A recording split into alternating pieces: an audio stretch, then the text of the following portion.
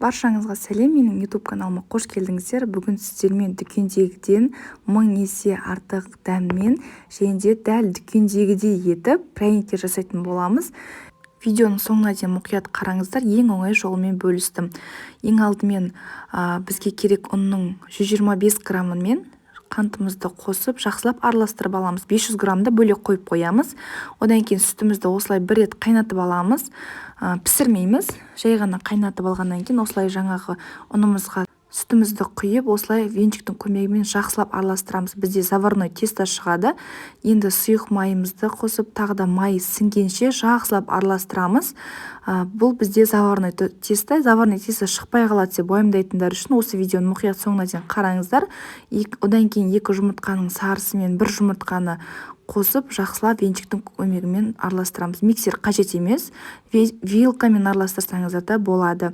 Енді қопсытқышымызды, ұнымызды, жаңағы 500 грамм ұнымызды салып, жақсылап қамыр илейтін боламыз. Басында 125 грамм ғана ұнымызды салсақ, енді қалған 500 грамм ұнымызды салып, осылай әдемі жұмсақ қамыр илеп шығаратын боламыз. Қамырымызды қараңыздар, артық ұн қосқан жоқпын, ештеңе де қылған жоқпын. Жай ғана рецепт бойынша жасасаңыздар, осындай әдемі қамыр шығады. Енді ұнның көмегімен қамырымызды дөңгелек етіп, жұқа қылмай, қалың да қылмай 1 миллиметрде етіп жайып аламыз. Қамырымыз ашу керек емес, демалу керек емес. Мен басында осындай кішкентай формамен жасап көрдім, бірақ маған ұнамағандықтан үлкен формамен жасап көрейін дедім. Қараңыздар, үлкен форма осылай болып шықты. Екеуінің разницасын қараңыздар. Кішкентай болса, ол қалың болатын еді. Сондықтан мен үлкен формамен жасадым. Егер сіздерге қалың, үлкен, пышный болып шығатын пряниктер керек болатын болса, кішкентай қылып жасасаңыз да болады.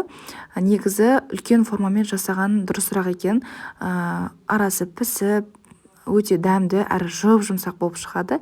Енді қызып тұрған пеште 180 градуста асықпай пісіріп алатын боламыз.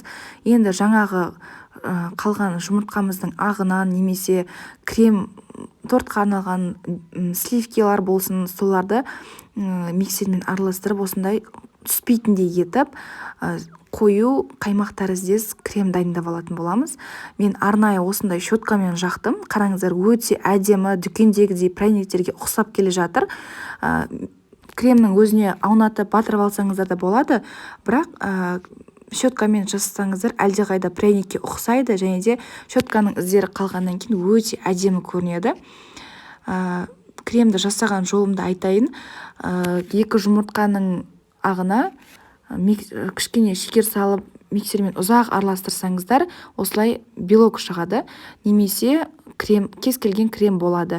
Егер сіздерге рецепт ұнаса, менің YouTube каналыма тіркеліп, лайк басып, қоңырау бас қойды ұмытпаңыздар. Енді осылай жұқа болып қалған жерлерін тағы да креммен жағып өттім. Қалыңдау болғаны өте жақсы. Енді кремдеріміз қатып 1 сағаттай тұру керек. Ас болсын.